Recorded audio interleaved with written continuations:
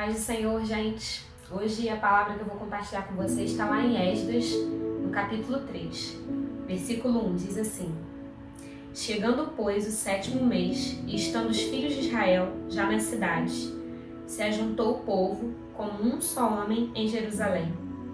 E levantou-se Jesua, filho de Josadaque, e seus irmãos, os sacerdotes, e Zorobabel, filho de Sealtiel, e seus irmãos, e edificaram o altar do Deus de Israel, para oferecerem sobre ele holocaustos, como está escrito na lei de Moisés, homem de Deus. Bom, gente, nesse ponto dessa trajetória de volta, de retorno do povo a Jerusalém para reconstruir a cidade que estava destruída, a gente percebe que existe uma expressão muito importante aqui. Por que ela é importante? Porque ela se repete em algumas outras passagens. Inclusive, uma delas está aqui em Esdras, no capítulo 6, versículo 20. Porque os sacerdotes e levitas se tinham purificado como se fossem um só homem, e todos estavam limpos. Só a primeira parte do versículo. E quando a palavra se repete assim, talvez haja algo de bastante relevante para a gente meditar. E é sobre essa expressão que eu queria falar com vocês. Bom, a gente sabe que boa parte, se não a grande maioria do povo de Deus, do reino de Judá, que foi deportado para a Babilônia, que viveu em Babilônia, não retornou. Esse povo todo, boa parte desse povo se acostumou com a sua vida na Babilônia e realmente foram levados de volta a Jerusalém aqueles cujo espírito Deus despertou. Foi isso que a gente leu na outra palavra, no outro vídeo, lá em Esdras, no capítulo 1. E a gente sabe que não foram todos, mas esse grupo que voltou, além de ser um grupo intitulado Povo de Deus, do reino de Judá, ou seja, eles tinham algo em comum, eles não tinham só isso em comum, eles tinham tido a experiência da Babilônia em comum e eles tinham uma característica também em comum, mais em comum ainda, Esse grupo era composto principalmente por sacerdotes, levitas, cantores, ou seja, pessoas que estavam habituadas ao serviço do tabernáculo. Pessoas que dentre todo o povo ainda tinham mais uma característica em comum, o fato deles serem íntimos, ou pelo menos conhecedores, do serviço do tabernáculo.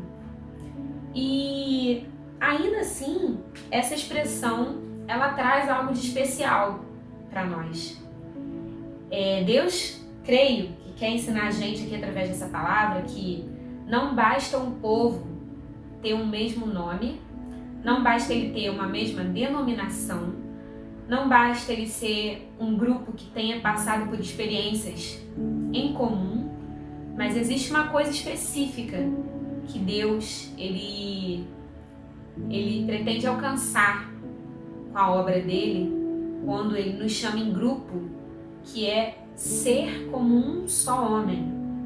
Ser como um só homem diz respeito a apresentar uma mesma aparência, a ser como se fosse uma massa bem homogênea, a ser de uma mesma fala, a ser de um mesmo espírito, a ter o mesmo propósito. Quando a Bíblia nos fala sobre o mesmo espírito, uma só fé, um só batismo, ela está falando de um corpo. Em um mundo em que a gente é incentivado a olhar para as nossas individualidades, às vezes muito mais do que olhar para nós como um todo, a desenvolver os nossos potenciais até o máximo, e a muitas vezes ultrapassar essa valorização da individualidade e começar a ser até mesmo egoísta, Deus, ele deixa uma lição para a gente muito importante, que quando se trata da obra dele, ele precisa que a gente se apresente como um só homem. Nesse momento, as nossas individualidades, as nossas potencialidades peculiares, elas precisam aparecer menos, para que algo maior e mais importante sobressaia através de nós. E é por isso que lá em 1 Coríntios, no capítulo 12, versículo 4, Está escrito assim: ora, há diversidade de dons, mas o Espírito é o mesmo. Há diversidade de ministérios, mas o Senhor é o mesmo. Há diversidade de operações, mas é o mesmo Deus que opera tudo em todos. Ou seja, será que é mais importante a gente dar valor aos nossos dons, aquilo que Deus nos deu, aos nossos talentos, às nossas habilidades, do que a obra em conjunto que Ele tem a realizar através de nós? Porque quando nós valorizamos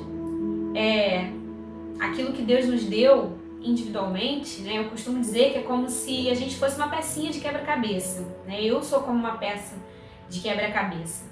E ali estão contidas as minhas experiências, os meus pensamentos, né, com Deus, em relação a Deus, em relação ao que eu conheço de Deus. E quando eu deixo de olhar para minha pecinha só e começo a encaixar a minha pecinha com a pecinha de outras pessoas, talvez a compreensão que eu tenha de Deus passe a formar um desenho muito mais completo e muito mais bonito daquilo que Deus é na vida de todos nós, daquilo que Ele ainda pode ser na vida de todos nós. E isso se aplica muito aqui. Existem tantas diversidades de habilidades, de dons que Deus tem a conceder a cada um de nós. Mas quando a obra dele for feita, ela precisa ser feita em nós como grupo, como comunidade, como igreja, como um só homem. Que Deus ele possa se alegrar, gente, olhando para a nossa vida e vendo que ao invés de se sobressair em pontinhos de luz com relação àquilo que Ele nos deu de talentos e habilidades, Ele possa se alegrar ao ver Ele mesmo através de nós. Um só Espírito, uma só fé. O Senhor, Ele é o mesmo, Ele deseja se manifestar dessa forma, em uníssono, né? No nosso grupo, para que a obra dele seja plenamente satisfeita, como um só homem. Foi isso que ele desejou alcançar, quando ele trouxe esse povo com tantas coisas em comum para a reconstrução da cidade. E é isso que ele deseja alcançar hoje, através das nossas vidas, como corpo.